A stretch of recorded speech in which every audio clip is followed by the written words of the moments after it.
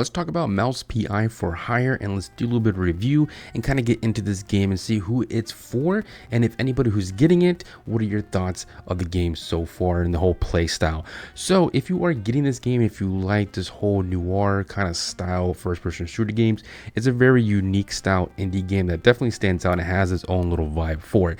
It's released for as of April 16th of 2026 on Steam, so for PC games, Xbox, PlayStation, and Nintendo Switch. I want to say for like Switch 2, if anybody who's getting it, let me know what you guys think, because I do have a Switch 2 and I wanted to get it, but I'm more on the PC for it, so I just kind of went for that for that particular gameplay or version of the game.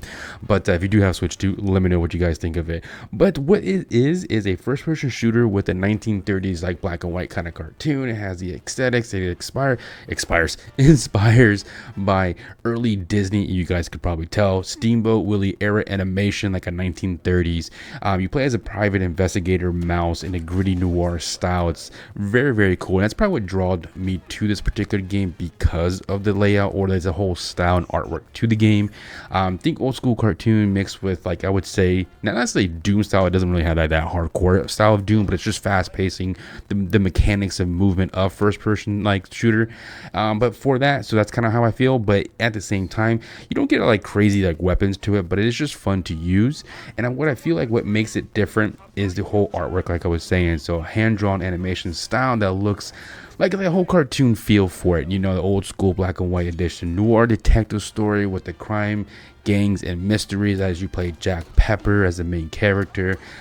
Weapons in combat, but it's presented as a cartoonish, very stylized, not realistic way, so it's very rubbery, if you will, the way it looks as you see here.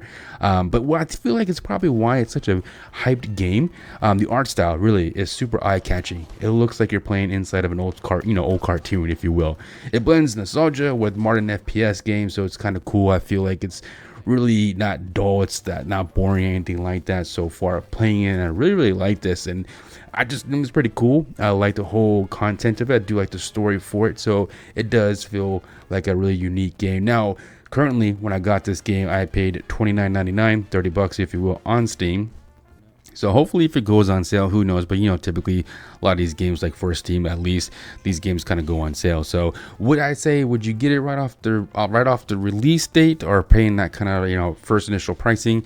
I probably would wait. I would say that I would probably wait, because it's nothing like super like hands down AAA, but it is fun to play. If you do want something different and want like a different kind of feel for a game, then yeah, I would definitely probably say, hey, put it on your wish list, keep an eye on it, and see if when the price comes down, if it's a good price for you, yeah, go for it. But I still think it's definitely a game to add to your playlist of games to, you know, want to play.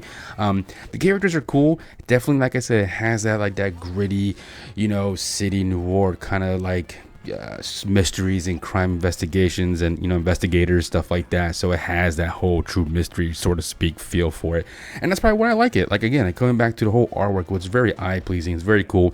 But yeah, I just think it's just a very unique little game. But coming back to it again, like for anybody who has a Switch, I kind of want to see what that's like for a Switch 2.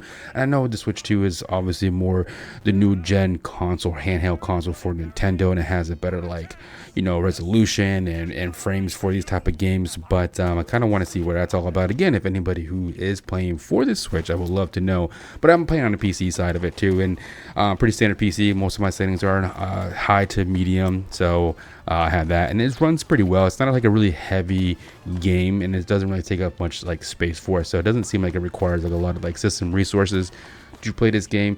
But again, coming back to it, the review for this game so far, it is fun to play. It's nothing too crazy. Their puzzles are to it, so like you have to so far pick puzzles, or pick like padlocks, or you know, locks like that, and it's not that hard to deal with. But it is pretty cool. It's easy enough to kind of manage and get through it. But the characters, again, it's fun. It's really cool to play.